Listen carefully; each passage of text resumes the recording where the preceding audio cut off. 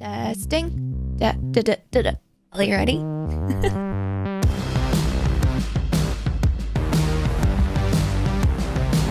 If we haven't met before, hello, I'm Kolo. It's nice to meet you. I decided to do this video because this is one of the most common questions that I get. How did you start streaming? Why did you start streaming? How did you become a full-time content creator? Why did you become a full-time content creator? And how did you get partnered so fast? So the context for this is I am a partnered streamer on Twitch. I am a full-time streamer and my incredible community makes this possible. First thing that I have to tell you before we even start the video or begin talking about anything else is a huge thank you to you guys watching this video, to the Twitch community, and to everybody who's watching things, supporting things. I would not be able to do this without you, and that is the primary takeaway from this video, if nothing else. I'm not an expert. I have so much to learn still, and I'm learning more about Twitch and more about content creation every single day. And that's actually one of the things that I love most about this job, is that there's always something to learn. There's always a way to improve. Please feel free, drop in the comments your suggestions, your experiences. I want to hear them. If you've got any things that you want to say to me, pop them in the comments. I want to see them. Do the thing. So I started streaming in April 2018, the 30th of April 2018. And I started streaming because I needed to, I guess. Let me explain what that means. At the time I was studying nursing. It was my dream to become a nurse. I really wanted to help people. I still do. And it was a huge part of my identity. It's what I'd wanted to do for a really long time. And it kind of wasn't compatible with my emotions. I have so much respect for nurses. I am in awe of how they managed to do that job, especially in this time in 2020 during a global pandemic. It's incredible. The biggest thing for me is that I came home, I couldn't stop thinking about it, and it was troubling me. And it was really affecting me in a negative way that honestly I was just struggling to cope with. What I knew would be something that was good to be able to decompress and distract, I guess, from that, is to play games. Playing games is something that I've done throughout my whole life, but the biggest thing that I knew I needed to do was find a way to definitely do it every day, to go and find a distraction, to find something that would take me away from that. And what I found was that I was so exhausted when I came home that I was going, oh, I'll play a game later, and then falling asleep on the sofa, or still not being able to decompress in some ways.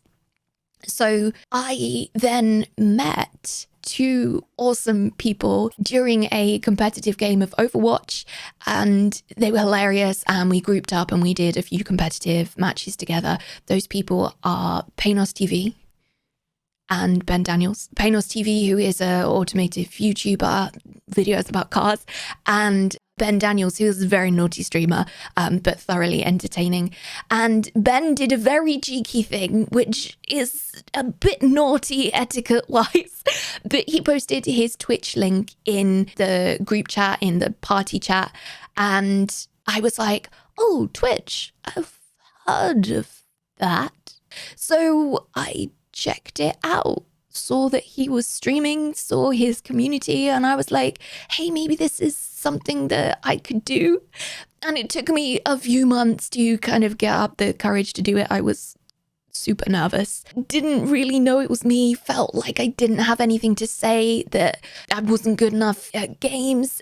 And that was tricky, but they encouraged me. They were like, Kolo, you should do this. You should try it out. You should check it out. So I procrastinated for a little while out of anxiety for doing it, I think.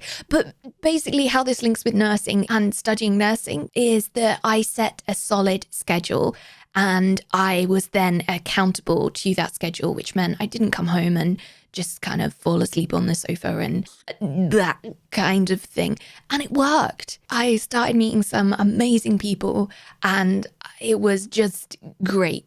And then what happened next, and what happened unexpectedly quickly, was that I became an affiliate. To both my surprise and reassurance, something that happened as I continued streaming was that I started to realize how much nursing was impacting me.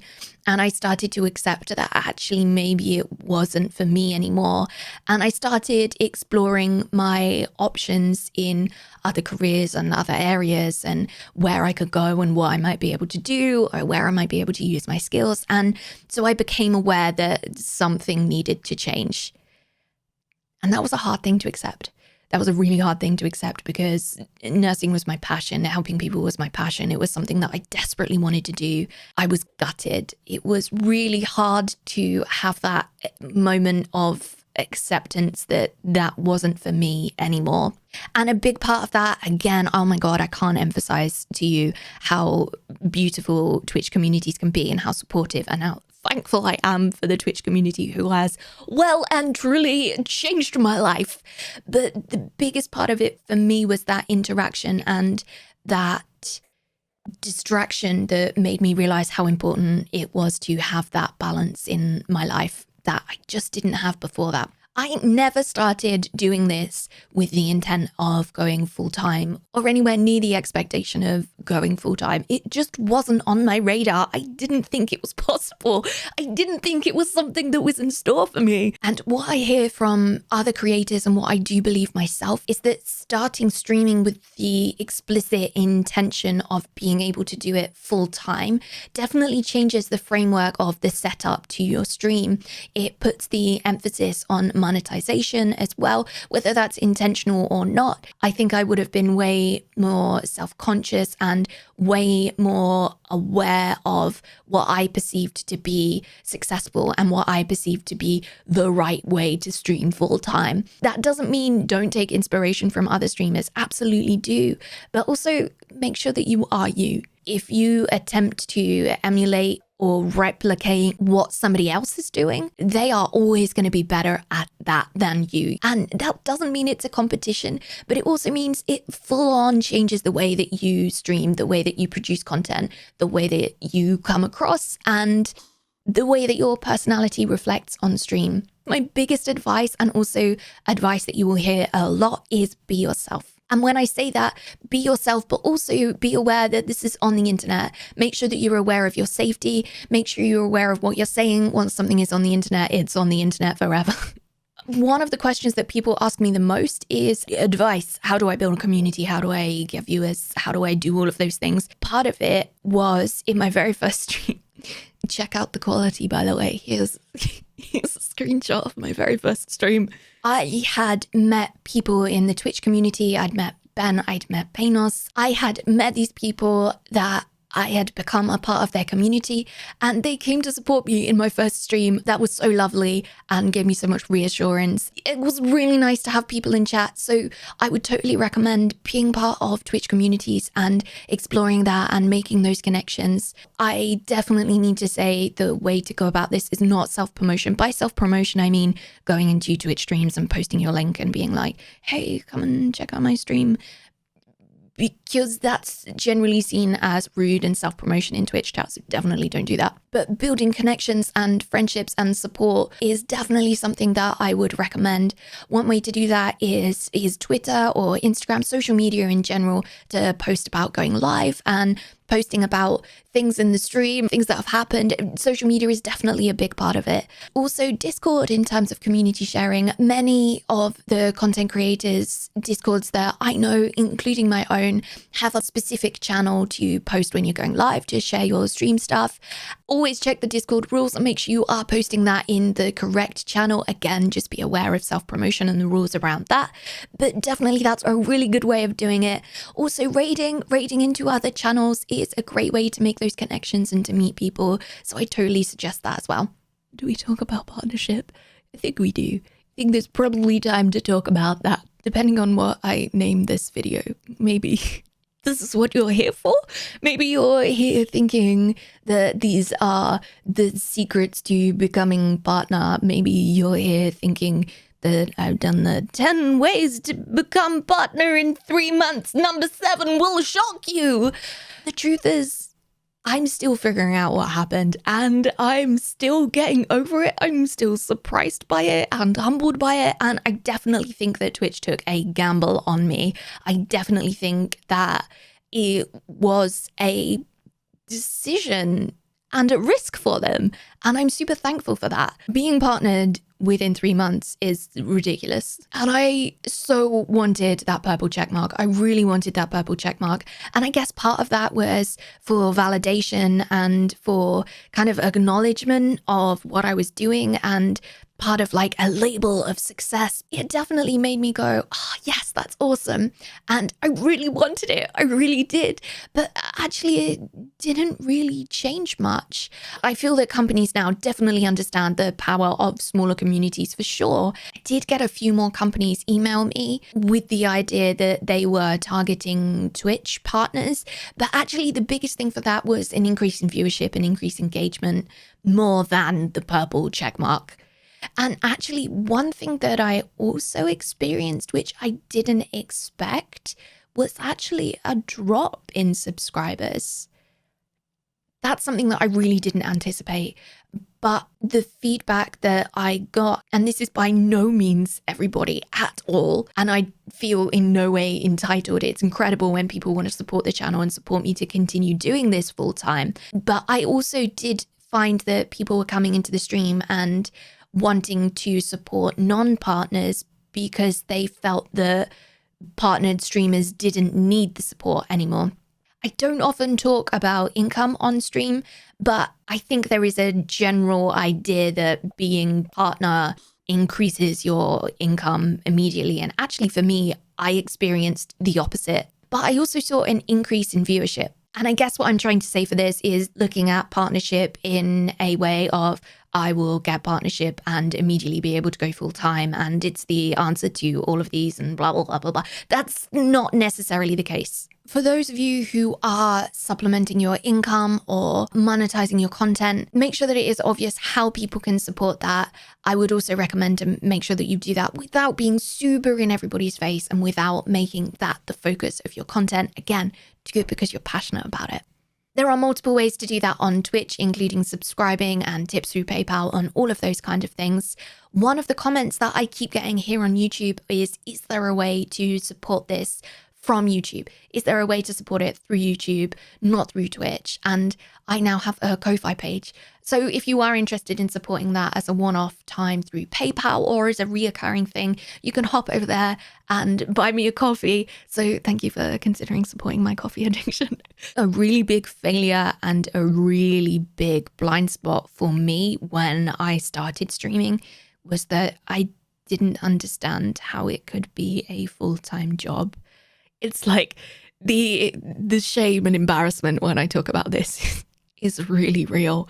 But there is so much that goes on behind the scenes that I just did not appreciate. I would look at full-time streamers and I'd look at the hours that they would stream and I would be like, they're playing games for a living. That's so easy. That's such a small number of hours. And now I look back and I was like, oh my God, what was I thinking? Because there is so much behind the scenes. Like I've talked about, keeping up with social media is really hard to post everywhere every day. And part of the reason why I say that is because I want to put content out that I'm really proud of and that really fits with my brand and my ethos and all of those things. And to do that properly takes a lot of thought. I spend a huge part of my day working on emails, responding to business requests, dealing with things that every self-employed person deals with, like taxes and official things and spreadsheets and that kind of thing. Is a huge part of my day and a huge part of what I do. One of the things that I most enjoy that does take up a lot of time, but one of the things that I most look forward to doing is talking on Discord, catching up with my community on Discord. And of course, streaming is such a big part of what I love to do, but also preparing for streams, choosing games, figuring out technology. Oh my God, tech problems are like the bane of my existence and take so much time. 2.5 years later, I still feel like I am not qualified to give advice. I still feel like I'm giving advice, but I really don't know what I'm doing myself. And partly that's true. I do feel like regardless of how much you learn, you're still kind of making it up as you go along. You're still trying to figure things out and you're always learning. So again, please make sure that you look at this video. And if you do take this advice and you do go away and think about it, what applies to me might not necessarily apply to you. What has worked for me might not necessarily apply to you. And honestly, a huge part of what has been a factor in my ability to do this full time is luck. I don't feel like many people talk about this. And I also feel like a huge belief in the streaming community is like, keep grinding, keep going, keep working as hard as you possibly can all the time, give everything your all. And for sure, work hard, but also it's really realistic to recognize that a big part of this has been luck and has been being in the right place at the right time. Sometimes it's somebody doing something like retweeting something to their audience. Sometimes it's a raid, or sometimes it's just you don't know why. Sometimes you can pull statistics around, analyze as much as you like, and you still don't know why something works. And I think it's important to say that. And I think it's important to recognize that you could be doing all the right things and just not be in the right place at the right time, which sucks. I'm not gonna lie, it sucks. And maybe there's partly a formula, and definitely there's some things that you can do that will be beneficial, but luck plays a huge part. And I think it would be irresponsible of me to not acknowledge that. Moderators are vital. I am so grateful for my moderators every single day. I would not have been able to do this without them. I wouldn't have been able to even continue streaming. I would have quit streaming ages ago. I would have quit streaming before we made partner. I would have quit streaming after we made partner several times. This is hard. It's emotionally demanding. It's engaging. It's working for yourself is always stressful. There's always fluctuations and things that you can't predict that are so hard. And of course, it's about reinforcing your rules, being able to time out and ban people. It's about understanding the community ethos and all of that. But it's about so much more than that. The security and kind of safety net, I guess, of knowing that they're around make my stream more genuine. I really do think that. I really do think that.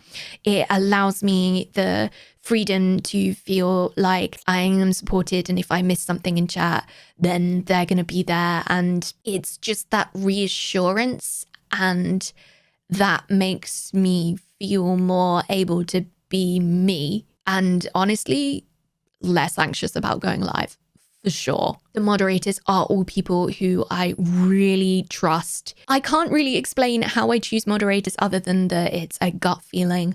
Also, be aware that if you ask people to be moderators, not everybody will want to be. Some people might prefer to be a viewer without the responsibility of that, because it does change the way that people experience the stream. I have never opened applications for moderators, but that's something that absolutely has worked for other people for sure. Moderators are super important, and supporting your moderators is super important. It's a community within a community. Having very clear rules, having guidelines has worked for me as well, and talking things through, having a Discord channel or a place where you can talk with each other and determine what works and what doesn't work and support each other is super duper important. Moderators, I appreciate you. I love you to bits. Thanks for making all of this possible. Literally, I cannot emphasize how much of a part of this they have been.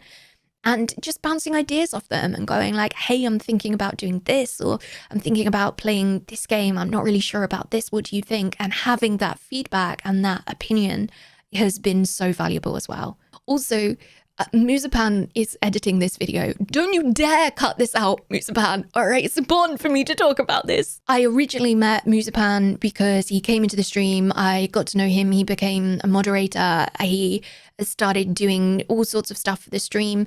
Huge amount of trust built up.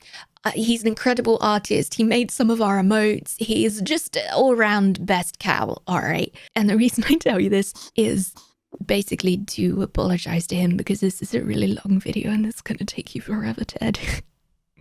Thanks. Love you. Appreciate you. And again, for some real talk, I'm terrible at video editing. I'm really bad at it. And bringing Musapan on to be a community manager and video editor and all of those things has massively changed my ability to do stuff. And I'm super grateful that I am able to do that. And I'm super grateful for meeting him. He's great. Don't cut it out. Don't cut this. Like, I just want to highlight that I'm bad at that, and being bad at parts of this is all right. It's natural. It's human. It's all right to be bad at things. It's all right to be bad at things. It's all right to admit those things. Please just keep admitting those things. Makes people feel far less alone in their failures and their things that they're not very good at. I'm just bad at it. All right. Here's something that I know not very much about. Technology, tech specs, equipment, things and stuff, computer parts. I've learned so much, and yet I'm still so far away from understanding everything about them. I started streaming with a 670 GTX graphics card. Like, literally, I'm saying this and I'm like, is that right? Is that what it was? Like, that's literally how much I know about this. And an i5 processor. The quality was terrible. Like, I don't know why you all watched me at the beginning, but thank you for watching me at the beginning. And the biggest thing to me is the, again, community first. If you are upgrading your stream, if you are thinking about buying things and improving your stream, the first thing that I would recommend buying is microphone. There are so many people who listen to your stream as a podcast who are doing other things at the same time. In my experience, the majority of people who are watching have your stream on another monitor, have it on a TV, and are doing multiple things at the same time. Not everyone, but definitely a significant percentage. Microphone, sound quality, I fully recommend that that's the first thing that you focus on. It doesn't have to be perfect. You don't have to invest in like the most expensive microphone ever. My setup has changed absolutely drastically since I started. I have a very different mic. I have an audio interface. I have all of these things. My specs list is in the description, by the way, if anybody wants to see the kind of stuff that I use. So please feel free to go and click on that. But you don't need to do that right away. You don't need to spend a small fortune on your stream.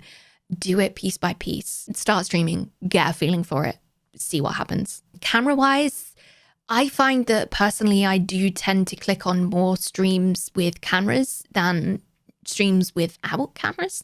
Not always, but quite often. And that's partly because I find it easier to engage with streams that do have cameras. I find it easier to relate to people whose emotions and reactions I can see and I can engage with. But that might not necessarily be for you. You don't have to have a camera. Lighting is equally as important as a camera. I used to have terrible lighting, really awful lighting. It was bad. And I thought it was entirely camera. I thought if I got a good camera, then it would fix all of my problems. I thought the reason that I had a low frame rate and the reason that my camera quality wasn't good is because my camera wasn't good enough or I hadn't set it up properly or something like that.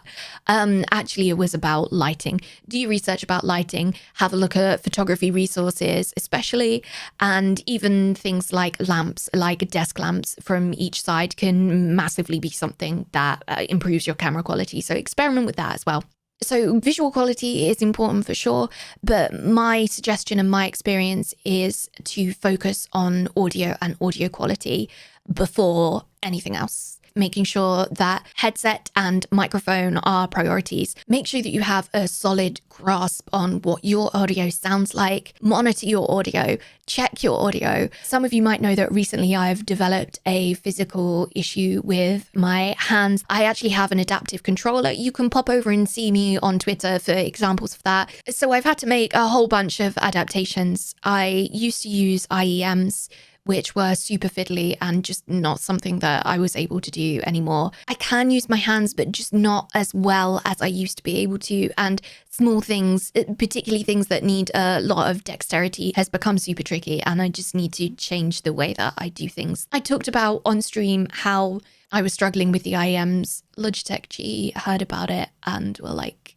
Kolo, let's help. I was like, a company that really cares about me and has lovely products, and so really is a dream sponsorship. Thank you so much, Logitech, for partnering with us for this video. This is the Pro X headset. The sound quality is amazing. I talked earlier in the video about how important it is to monitor your audio. This headset allows you to do that so well. It also brings a whole new level to listening to music. For ages, I have been looking for a headset that is multifunctional, that I can plug into my laptop via USB, that has the ability to connect via an auxiliary, also means that I can plug it into my phone. It's just multi-purpose. I no longer need to have a stack of audio options. It's literally just one headset. There is also a detachable mic. So again, when you're out listening to music on your phone, for example, you don't have to have the microphone plugged in. And again, the comfort of them is just top notch. There is also a Lightspeed wireless version of this exact same headset without a compromise on latency or connection. The links to both the wired and the wireless Lightspeed version are down in the description. I honestly can't recommend it enough. Thank you again, Logitech, for sponsoring this video. You guys, I really hope that this was useful to you. Again, drop in the comments your experiences, ask questions. I'm super excited to hear about them. Come and check us out on Twitch. It would be lovely to meet you live. And until next time.